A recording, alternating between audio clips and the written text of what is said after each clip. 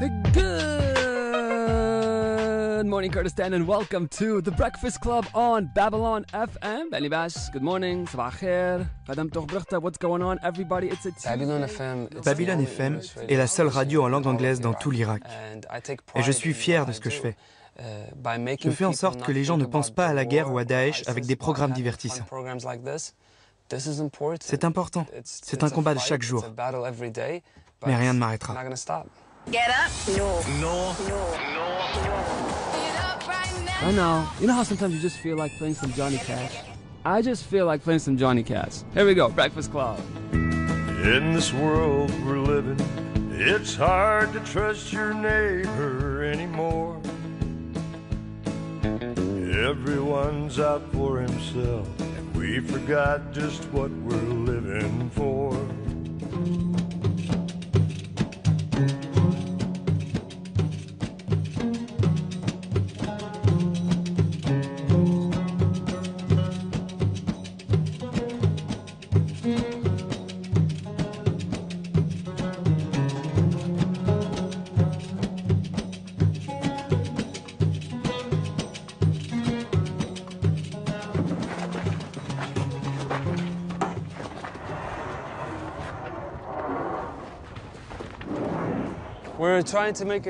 Ici, on va faire un centre pour la jeunesse.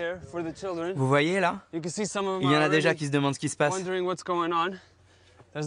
n'y a pas beaucoup de familles qui sont restées, parce que Daesh est à 5 km. Mais avec ça, on va essayer de leur redonner le moral.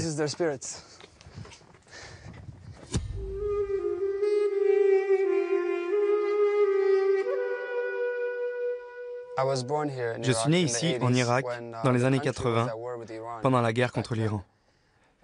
J'ai été réfugié plusieurs fois à la fin des années 80 et au début des années 90, jusqu'à ce que j'arrive aux États-Unis avec ma famille. J'ai grandi là-bas et j'y ai fait mes études. J'ai passé du bon temps. J'ai de très bons souvenirs et j'avais aucune raison de quitter les États-Unis.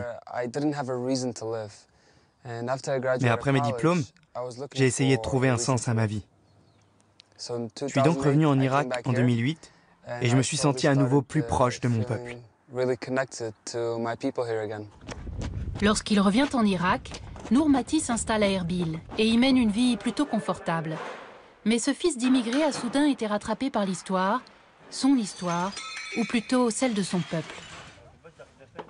Ému par la détresse des réfugiés chrétiens qui ont fui leur village, il crée une association humanitaire dont le but est de les aider à rentrer chez eux. Les enfants d'ici ont les mêmes consoles de jeux que ceux d'Europe et des États-Unis.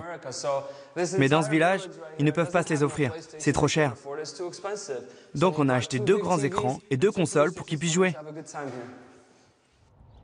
En août 2014, les troupes de Daesh ont atteint ce village de la plaine de Ninive avant de reculer derrière la colline.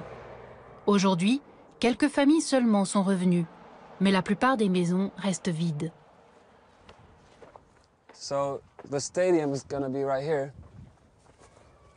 As you see, it's lots of land and it's not used for anything. We can make something really special here. It was already a football. It wasn't. They tried to do it. Look, there was no grass. Football. This is not a real football. So actually, this building you can use it, of course. Of course, we can use it for this. It could be like an office for the sport. It could be like a sports club here. Yeah, sports club, yeah. The possibilities are endless. And look, it's so peaceful. It's so beautiful. These families want to live here.